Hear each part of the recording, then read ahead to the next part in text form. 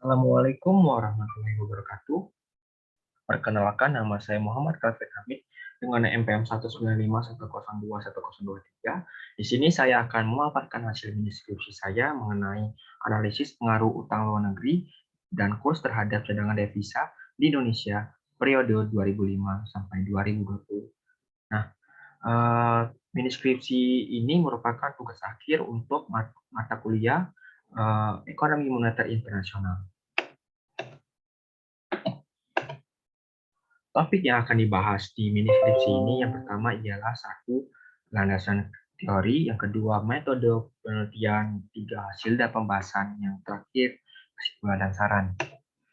Nah, pertama kita akan membahas lebih dahulu mengenai landasan teori. Yang pertama cadangan devisa. Cadangan devisa berdasarkan IMF yang dimana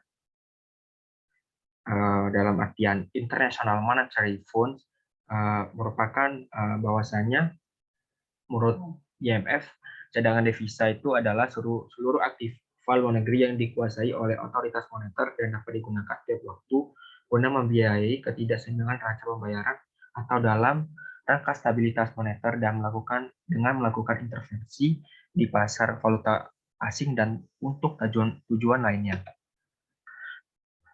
Yang kedua, teori umum cadangan devisa. Nah, teori umum cadangan devisa yang ada di mini skripsi ini saya paparkan terdapat tiga teori. Yang pertama teori marketalisme, yang kedua teori keunggulan absolut, yang ketiga teori keunggulan komparatif. Untuk teori marketalisme ialah teori yang dimana ditulis pada tahun 1613 yang dikembangkan oleh Antonio Serra, Thomas More, dan David Hume, yang dimana konsep kesejahteraan yang didasari oleh kekayaan stok emas negara, neraca perdagangan surplus, pemerintah mendorong kegiatan ekspor dan membatasi kegiatan impor. Didasarkan dari kutipan dari Salvatore, semakin banyak emas maka semakin banyak pula uang yang dimiliki, yang akan menghasilkan output dan kesempatan kerja. Kedua, teori keunggulan absolut. Untuk teori keunggulan absolut ini muncul dari kritikan yang dilakukan oleh Adam Smith yang melalui teori keunggulan absolut. Nah, teori keunggulan absolut ini membahas mengenai suatu negara efisien apabila memproduksi suatu jenis barang, namun kurang efisien memproduksi jenis barang lainnya, maka kedua negara dapat melakukan perdagangan dengan menggunakan keunggulan absolut. Yang ketiga, teori keunggulan komparatif dikemukakan oleh David Ricardo dengan menulis tentang The Principles of Political Economy and Taxation, spesialisasi yang dilandasi oleh keunggulan komparatif, berbeda faktor yang mendorong atau endowment seperti modal tenaga kerja, serta teknologi dan asumsi dua negara yang memproduksi dua komoditi menggunakan satu faktor yang yaitu tenaga kerja homogeni dan dalam negara dan heterogen antar negara. Nah, selanjutnya peran cadangan devisa. Peran cadangan devisa ini didasarkan pada Bank Dunia, yang di mana Bank Dunia menurut mereka bahwasannya peran cadangan devisa itu terdapat tiga pokok. Yang pertama sebagai perlindungan negara dari gangguan eksternal, yang di mana krisis keuangan membuat para pembuat kebijakan memperbaiki pandangan atas nilai cadangan devisa sebagai proteksi melindungi dari krisis mata uang. Yang kedua, faktor paling penting dalam menilai kelayakan kredit dan kredibilitas kebijakan secara umum adalah tingkat cadangan devisa. Sehingga di suatu negara dengan tingkat devisa yang cukup dapat memperoleh pinjaman dengan kondisi yang nyaman. Ketiga, likuiditas yang cukup dapat mempertahankan stabilitas nilai tukar devisa di suatu negara, dianggap dalam posisi yang aman apabila mencukupi biaya impor selama 3 bulan. Ketika kurang dari 3 bulan, maka dianggap rawan. Sedikitnya, persediaan valuta asing suatu negara dapat menyebabkan kesulitan bagi negara tersebut. Dampaknya tidak dapat membiayai impor barang dari luar negeri, dapat menurunkan kredibilitas yang akan membuat cadangan devisa itu semakin menipis. Pada akhirnya, kita perlu melakukan devaluasi yang akan diterapkan di negara tersebut.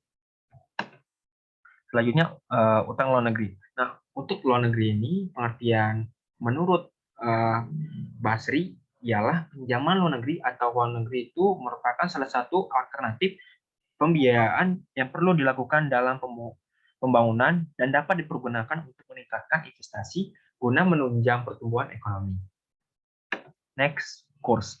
Nah, kurs menurut Kananda merupakan harga suatu mata uang relatif terhadap mata uang negara lain. Kurs ini memainkan peranan penting dalam keputusan-keputusan pembelanjaan karena kurs ini memungkinkan kita untuk menerjemahkan harga-harga dari berbagai negara dalam satu bahasa yang sama. Next, kita akan membahas mengenai teori dan keterkaitan antar variabel.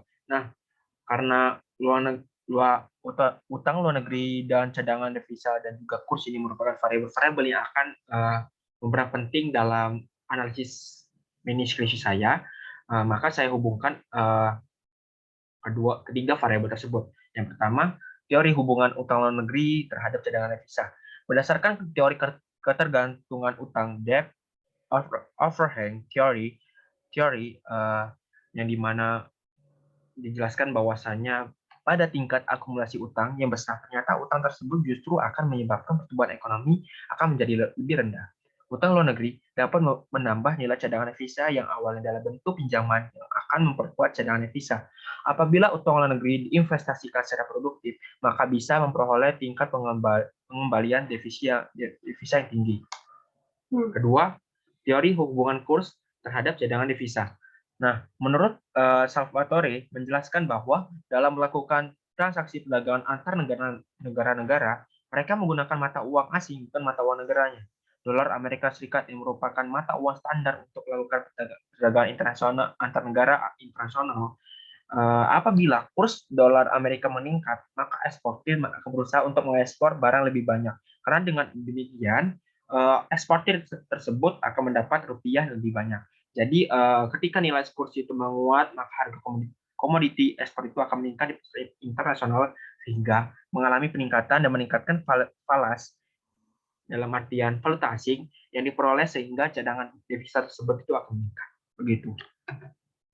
Nah, hipotesis yang akan saya sediakan pada mini skripsi ini yang mendasari pada teori terhadap penelitian terdahulu yang saya utarakan sebelumnya itu, maka perumus model yang akan digunakan sebagai berikut.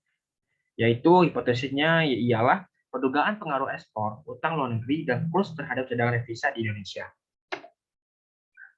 Selanjutnya, topik kedua kita akan membahas mengenai metode penelitian. Nah, metode untuk lingkup penelitian di dalam ini skripsi saya ini mencakup seberapa besar pengaruh dari ekspor utang luar negeri dan kurs terhadap cadangan devisa di Indonesia periode 2005 hingga 2020 dalam menggunakan tahunan. Selanjutnya, variabel penelitian. Nah, variabel penelitian ini terdiri dari cadangan devisa, variabel ekspor, bukan ekspor, melainkan utang luar negeri dan kurs. Karena untuk variabel dependennya itu saya menggunakan cadangan devisa. Yang kedua, variabel independennya saya menggunakan utang luar negeri dan kurs. Selanjutnya, data dan sumber data. Jenis data yang digunakan dalam penelitian ini adalah data sekunder yang terdiri dari kurs rupiah terhadap US dollar tahun 2005 hingga 2020. Kedua, utang luar negeri Indonesia tahun 2005 hingga 2020. Yang ketiga itu cadangan devisa Indonesia tahun 2005 hingga 2020. Sumber tersebut diambil dari Badan Pusat Statistik dan Bank Indonesia. Nah, metode analisis yang saya gunakan ialah metode yang pertama, analisis deskriptif statistik, yang dimana digunakan untuk menghubungkan bagaimana sih perkembangan dari periode 2005 hingga 2020 progresnya itu bagaimana. Yang sedangkan untuk analisis regresi linear Uganda ini saya gunakan untuk melihat untuk bagaimana sih pengaruh variabel dependen dari utang luar negeri, kurs itu akan mempengaruhi variabel independennya, yaitu cadangan devisanya. Model regresi yang saya gunakan ialah CDVT sama dengan B0 plus B1 ULNT plus B2 KRST plus ET. Nah, ET ini dalam artian error term. Selanjutnya untuk uji hipotesis saya menggunakan uji T dan uji F. Nah, uji T statistik ini disebut juga uji parsial yang dimana definisinya ialah pengujian mengenai pengaruh masing-masing variabel independen secara sendiri terhadap variabel dependennya. Uji T dilakukan dengan membandingkan T statistik dengan T tabel. Dengan kriteria, jika T statistik lebih dari T tabel, maka HO ditolak. Variabel independennya berpengaruh secara signifikan terhadap variabel dependen. Jika T statistik lebih kecil dari T tabelnya, maka HO diterima. Variabel independennya tidak berpengaruh secara signifikan terhadap variabel independen. Selanjutnya uji F. Untuk uji F-nya itu disebut juga dengan uji simultan yang digunakan untuk mengetahui pengaruh seluruh variabel independen dalam cara serentak dalam sebuah penelitian terhadap variabel dependennya. Dengan kriteria jika F statistik itu lebih dari F stable, maka HO ditolak. Variabel independen terhadap variabel berpengaruh signifikan secara bersama-sama. Sedangkan untuk F statistiknya, apabila lebih kecil dari F stable, maka HO diterima. Variabel independen terhadap variabel independennya tidak terpengaruh signifikan secara bersama-sama. Oke, selanjutnya kita akan membahas mengenai hasil dari pembahasan. Nah, pertama-tama kita akan membahas mengenai analisis deskriptif. Nah, deskriptif ini saya tujukan untuk analisis bagaimana hubungan dalam perkembangan antara cadangan devisa dan utang luar negeri di Indonesia periode 2005 hingga 2020 dan hubungan dalam perkembangan antara cadangan devisa dan kurs di Indonesia periode 2005-2020. Dapat kita lihat terdapat dua tabel, jadi tabel yang mengenai hubungan dalam perkembangan antara cadangan devisa dan utang luar negeri di Indonesia periode 2005 hingga 2020 dalam periode tahunan, hubungan dalam pengembangan antara cadangan devisa dan kurs di Indonesia periode 2005 hingga 2020. Nah, pertama-tama saya akan membahas tabel yang sebelah kiri terlebih dahulu mengenai hubungan dalam perkembangan antara cadangan devisa dan utang luar negeri di Indonesia periode 2005 hingga 2020. Nah, berdasarkan data tersebut dapat kita lihat bahwa hubungan hutang luar negeri dan cadangan devisa itu mempunyai hubungan positif. Nah, lebih lanjut lagi, hubungan utang luar negeri ini akan terjadi baik dengan cadangan devisa apabila utang luar negeri tersebut dapat dialokasikan dengan baik untuk pembangunan negara. Utang luar negeri bukan hanya digunakan untuk stimulus kekurangan anggaran dalam negara, namun dengan perantara utang luar negeri ini diharapkan dapat diinvestasikan dengan baik. Apabila utang luar negeri diinvestasikan secara produktif, maka akan menghasilkan tingkat pengembalian devisa yang tinggi. Namun utang negeri yang menimbulkan masalah jika dana tersebut tidak diinvestasikan secara produktif untuk kegiatan-kegiatan yang menghasilkan tingkat pengembalian defisit yang tinggi untuk menutupi pembayaran bunga. Rata-rata dapat kita lihat rata-rata utang luar negeri dalam periode 2005 hingga 2020 itu mengalami peningkatan yang sangat tinggi dengan sebesar 7,02% yang menandakan bahwa pinjaman luar negeri dari tahun ke tahun progresnya itu makin meningkat dibandingkan dengan cadangan devisa yang meningkat secara normal dengan sebesar 1,76%. Selanjutnya kita akan membahas tabel sebelah kanan yang mengenai hubungan antara perkembangan antara cadangan devisa dan kurs di Indonesia periode 2005 hingga 2020. Dapat kita lihat berdasarkan tabel di PPT ini bahwasanya kurs mempunyai hubungan terbalik dengan cadangan devisa. Berdasarkan data tersebut dapat dilihat bahwa kurs tersebut mengalami mengalami depresiasi menyebabkan cadangan devisa di Indonesia meningkat.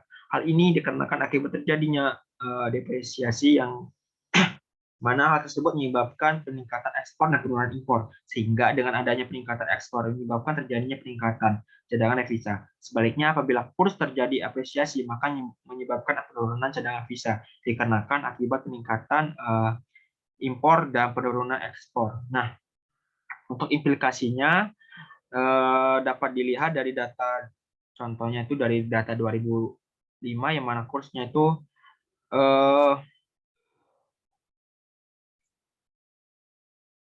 jadi maaf, dari data tahun 2006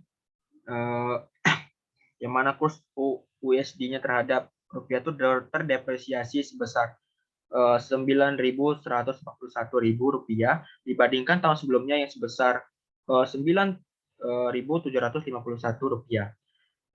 Namun cadangan devisa tersebut justru mengalami peningkatan akibat depresiasinya kurs US dollar tersebut terhadap rupiah dengan sebesar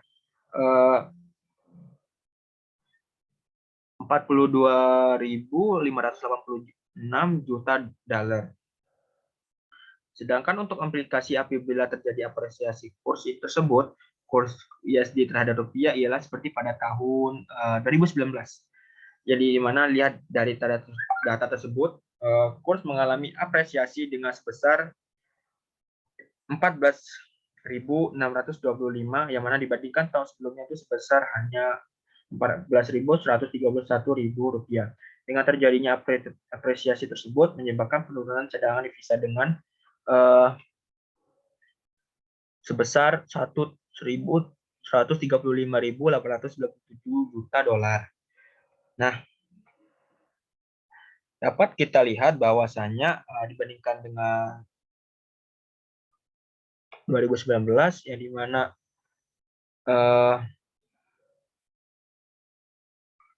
dibandingkan dengan tahun 2019 yang dimana 18, di mana mengalami penurunan 1.293. Dapat kita lihat akibat efek dari kursnya terapresiasi menyebabkan cadangan devisanya itu meningkat sebesar 135.867 juta dolar. Terlebih lagi secara spesifik cadangan devisa di Indonesia periode 2005 hingga 2020 mengalami peningkatan rata-rata sebesar 1,79%, sedangkan untuk kurs US dollar-nya terhadap rupiah mengalami peningkatan yang signifikan dengan rata-rata tiap tahunnya sebesar 3,3%. Itu. Selanjutnya untuk analisis regresi linear berganda, dapat kita lihat hasil dari analisis regresi linear berganda dengan menggunakan data mini skripsi saja, yang hasilnya dapat kita lihat sebagai berikut. Untuk interpretasinya bisa dibilang hasil estimasi regresi ini linear berganda ini digunakan untuk pengujian hipotesis secara parsial maupun simultan. Selain itu juga hasil estimasi ini bertujuan untuk menjadi penilaian bagaimana pengaruh utang luar negeri dan kurs terhadap cadangan devisa di Indonesia periode 2005 hingga 2020. Pengujian hipotesis ini dibagi sebagai berikut. Yang pertama UJT. Karena UJT ini untuk menganalisis pengaruh tiap variabelnya terhadap tiap variabel bebasnya terhadap variabel terikat. Nah, untuk uji statistik untuk utang luar negeri, jadi mana ketahui N observasinya berjumlah 16, alfanya 0,05, sehingga derajat kebebasannya itu 13. Dengan tes statistiknya itu dapat kita lihat sebesar 10,81758, sedangkan UT tabelnya berdasarkan dari N, observasinya, alfanya, dan derajat kebebasannya itu sebesar 1,771, di mana yang disimpulkan bahwa 10 di mana statistiknya lebih dari T-table dengan artian 10.810,81758 lebih dari 1,771, yang disimpulkan bahwasanya tes statistiknya itu lebih dari T-table kan.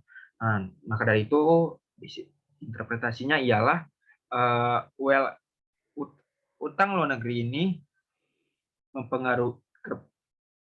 mempengaruhi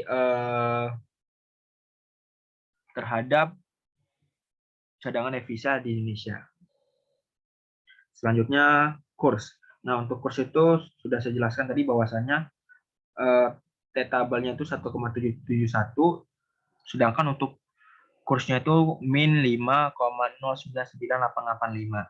Nah, dapat kita simpulkan bahwasanya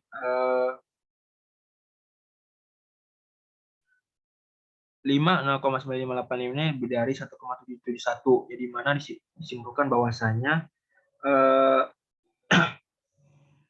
kurs US dollar terhadap rupiah itu mempengaruhi terhadap cadangan devisa di Indonesia. Dengan begitu kita simpulkan dari segala uji hipotesisnya, dari uji T-nya dan uji F-nya, dapat kita simpulkan bahwasanya koefisien kurs sebesar min 11,55435% ini dengan probability-nya hitungnya itu sebesar 0,0002 yang lebih kecil dari 0,05, ini menunjukkan bahwasanya kurs berpengaruh negatif signifikan terhadap cadangan devisa di Indonesia. Setiap peningkatan 1% nilai kurs akan menurunkan cadangan devisa sebesar min 11,55435%. Koefisien utang luar negeri sebesar 0,547891 dengan nilai T hitungnya 10,81758, probability-nya itu sebesar 0,0000 yang dimana lebih dari 0,05. Ini menunjukkan bahwasanya bahwa utang luar negeri berpengaruh positif signifikan terhadap cadangan devisa Indonesia. Setiap peningkatan 1% nilai utang luar negeri akan menaikkan cadangan devisa sebesar 0,581%. Nah, maka untuk secara uji F ya, secara simultannya itu dapat kita lihat bahwasanya kita dalam mencari uji F-nya itu yang pertama kita dapat ketahui F-tabelnya didasarkan pada observasinya berjumlah 16, alfanya 0,05%, DF numerator satunya berjumlah 2, DF numerator 2-nya berjumlah 13. Dengan begitu F-tabelnya 3,89. Sedangkan untuk F statistiknya dapat kita lihat dari hasil estimasi tersebut yang dimana sebesar 120,2720, jadi disimpulkan bahwasannya F statistik lebih dari F tabel, yang dimana diinterpretasikan bahwasannya variabel utang negeri maupun kurs itu berpengaruh signifikan secara serentak terhadap cadangan devisa di Indonesia. Hal ini didasarkan pada perhitungan F statistik dengan sebesar 120,2720 lebih besar dari F tabel sebesar 3,98. Nah, untuk nilai S square-nya di mana sebesar 0,9482727 menunjukkan bahwasanya variabel independen berupa utang negeri dan kurs dapat menjelaskan variabel dependen yaitu cadangan devisa sebesar 94,87%. Jadi sesuai dengan teori bahwasanya utang luar negeri dan kurs akan mempengaruhi cadangan devisa di Indonesia. Utang luar negeri akan berpengaruh positif apabila diinvestasikan dengan baik, sedangkan kurs berpengaruh negatif apabila cadangan devisa mengalami peningkatan.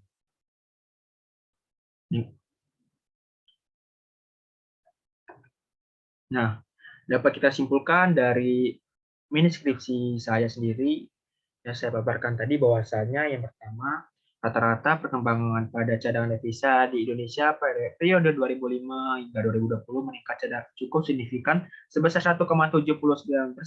Selain itu, rata-rata utang luar negeri mengalami perkembangan yang sangat signifikan dari periode 2005 hingga 2020 dengan mencapai sebesar 7,02%. Lebih lanjut lagi, rata-rata perkembangan pada kurs USD dollar terhadap rupiah dalam periode 2005 hingga 2020 meningkat signifikan sebesar 3,02%. Sedangkan untuk pengaruh utang luar negeri, kurs berpengaruh terhadap cadangan devisa di Indonesia. Secara simultan, utang luar negeri dan kurs itu secara bersama-sama berpengaruh signifikan terhadap cadangan devisa di Indonesia periode 2005 hingga 2020. Sementara itu, pada secara parsial, utang luar negeri berpengaruh positif signifikan terhadap cadangan devisa pada periode 2005 hingga 2020. Namun kurs itu berpengaruh negatif signifikan terhadap cadangan di devisa di Indonesia. Nah, sedangkan untuk sarannya, pada dasarnya dalam mempengaruhi cadangan devisa di suatu negara memerlukan dampak nyata dalam berperan langsung pada fundamental ekonomi suatu negara. Utang luar negeri merupakan salah satu bantuan pembiayaan negara dari luar negeri dalam menutup anggaran. Maka dari itu diharapkan pemerintah dapat mengalokasikan utang luar negerinya untuk menginvestasikan ke dalam negeri dalam dampak secara nyata dan terasa bagi masyarakat. Sehingga dampak dari utang luar negeri itu bisa positif dalam memberikan pengaruh kepada cadangan devisa. Lebih lanjut lagi, kurs merupakan nilai mata uang asing yang dimana bisa mengkonversikan mata uang negara tersebut ke mata uang negara lain. Kurs merupakan salah satu indikator penting dalam mempengaruhi cadangan devisa. Pengaruhnya negatif dalam berdampak pada cadangan devisa, sehingga dapat kita ketahui bahwa kita perlu melakukan strategi kebijakan efektif dalam menanggulangi masalah ini. Akibatnya diharapkan akan terdapat dampak positif pada perkembangan cadangan devisa ke depannya. Nah, kurs yang dimana terjadi fluktuasi dari waktu ke waktu itu akan mempengaruhi kestabilan cadangan devisa. Pergerakan cadangan devisa akan terjadi kestabilan akibat fluktuatifnya kurs suatu negara tersebut. Pemerintah perlu melakukan kebijakan yang baik untuk kestabilan mata uang negara sehingga cadangan devisa tetap stabil. Begitu dari pemaparan hasil mini skripsi saya mengenai analisis pengaruh utang luar negeri kurs terhadap cadangan devisa periode 2005 hingga 2020. Apabila ada kesalahan, saya mohon maaf kepada Allah, saya mohon ampun. Wabillahi taufik walhidayah. Wassalamualaikum warahmatullahi wabarakatuh.